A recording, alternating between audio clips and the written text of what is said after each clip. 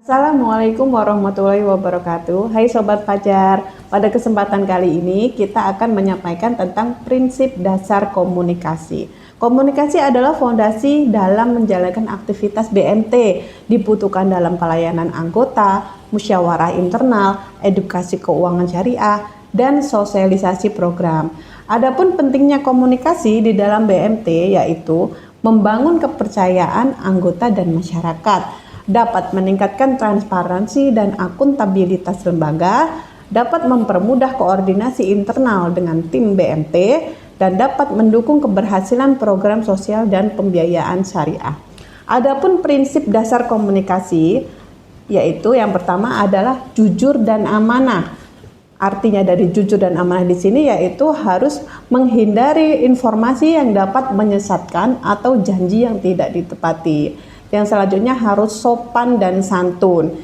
Kita harus menjaga adab sesuai dengan nilai Islam dan budaya lokal. Lalu harus kejelasan dalam menyampaikan komunikasi. Disampaikan informasi produk atau pembiayaan secara gamblang, secara jelas. Lalu harus ada feedback, umpan balik dari anggota ataupun masyarakat. Dengarkan keluhan dari mereka secara terbuka. Lalu harus ada empati, pahami kondisi ekonomi, sosial, dan emosional anggota. Lalu yang selanjutnya adalah konsisten. Sampaikan informasi yang sama antara lisan, tertulis, dan perbuatan. Yang selanjutnya adalah komunikasi internal BMT. Komunikasi dibutuhkan dalam kegiatan internal BMT. Dapat digunakan dalam kegiatan rapat rutin, harus disampaikan dengan komunikasi yang jelas, dengan bahasa yang jelas, dapat digunakan juga dengan rapat koordinasi antar bagian, dapat digunakan untuk kegiatan sehari-hari yang dibutuhkan dalam pekerjaan kita. Kita juga bisa menggunakan media sosial seperti WA ataupun Telegram dalam berkomunikasi antar bagian. Jadi pada dasarnya prinsip komunikasi internal itu harus transparan, profesional, dan solutif. Yang selanjutnya adalah komunikasi dengan anggota. Kita harus memberikan informasi yang jelas dan akurat tentang produk dan layanan BMT serta proses pengambilan keputusan. Kita harus menunjukkan empati dan penghargaan terhadap anggota serta berikan solusi yang sesuai dengan kebutuhan mereka, menggunakan bahasa yang sederhana dan mudah dipahami oleh anggota. Tunjukkan rasa hormat dan penghargaan terhadap anggota, dan juga kita harus memanfaatkan teknologi untuk meningkatkan komunikasi dengan anggota seperti melalui aplikasi mobile, email, ataupun media sosial yang lain.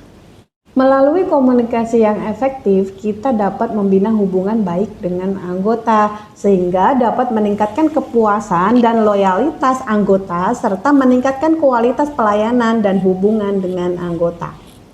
Adapun beberapa hambatan dalam berkomunikasi di dalam BMT. Salah satunya adalah yang pertama, perbedaan latar belakang pendidikan anggota. Jadi kita juga harus menyesuaikan anggota seperti apa yang kita ajak berkomunikasi. Yang selanjutnya adalah karena kurangnya pelatihan bagi karyawan. Ini dapat mempengaruhi komunikasi yang efektif terhadap anggota. Lalu yang selanjutnya adalah gangguan teknis seperti sinyal yang buruk pada saat kita menelpon, sehingga itu juga dapat mempengaruhi komunikasi yang efektif terhadap anggota.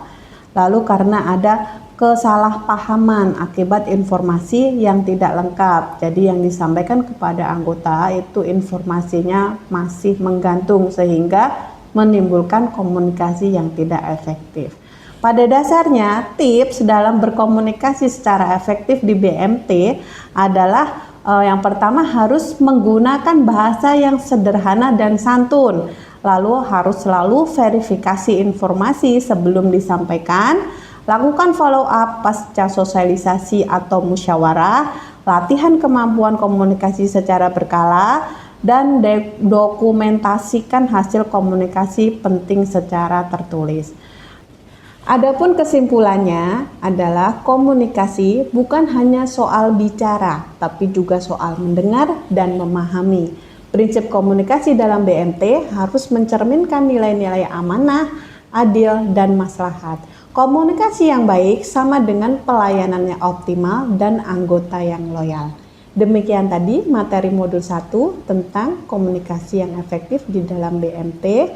Mudah-mudahan dapat diaplikasikan dalam kegiatan sehari-hari, baik dalam lingkungan kerja maupun dalam lingkungan bermasyarakat. Terima kasih. Wassalamualaikum warahmatullahi wabarakatuh.